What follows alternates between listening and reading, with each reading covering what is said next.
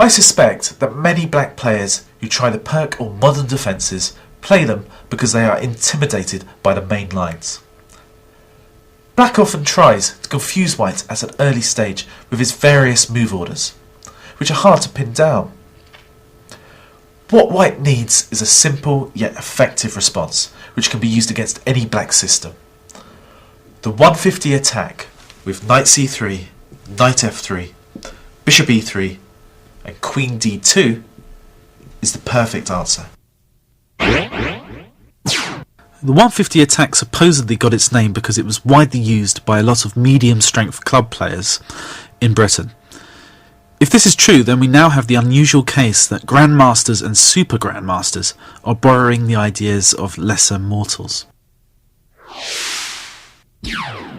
Barrier attack players can trick their opponents into this system. After d4, knight f6, knight f3, g6, knight c3.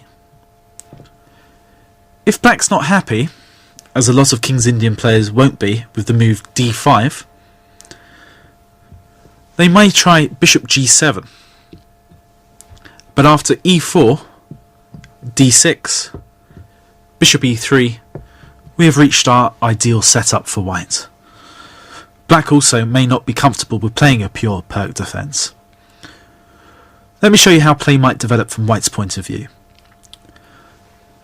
White could continue queen d2, and now there are a variety of plans depending on how black answers.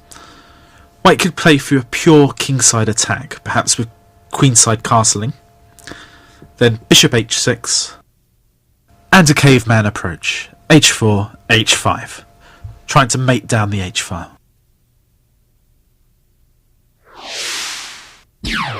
It's unlikely your opponents will sit idly by while you attack them on the king side. Normally black reacts quite vigorously on the queen side, with moves such as c6 and b5. In this situation, I'm recommending that you take a slower approach as white. You put your bishop on d3 and castle kingside in the majority of cases. We don't want to castle into an attack. Then white will sit about proving that black's pawn advances on the queen side are weakening, with moves such as a4.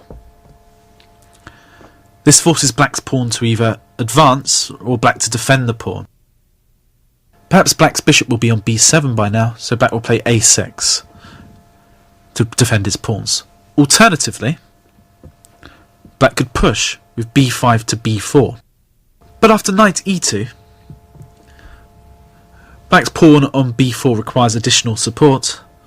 After, say, a5, white can seek to further undermine black on the queen side with c3. White's knight can later come to the g3 square, where it can help support a white kingside attack, even with white's king castled on the king side. Those are the basic strategies for white.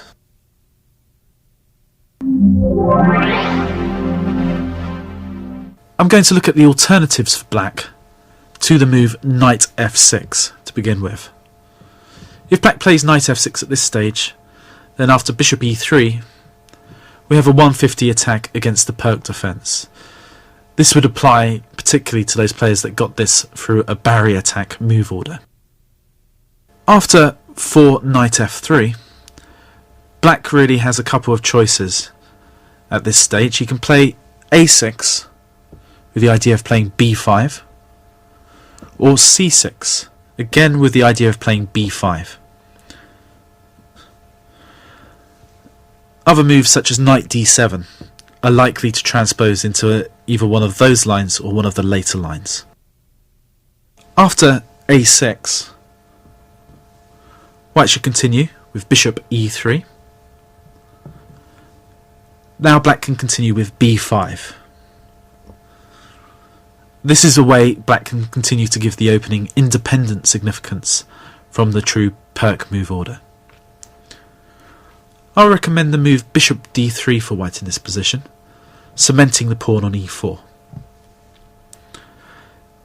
I'm not going to advocate a wild attacking strategy against b5 because black's queenside play is well underway already in this position. Black could continue knight d7. White will castle. Black bishop to b7.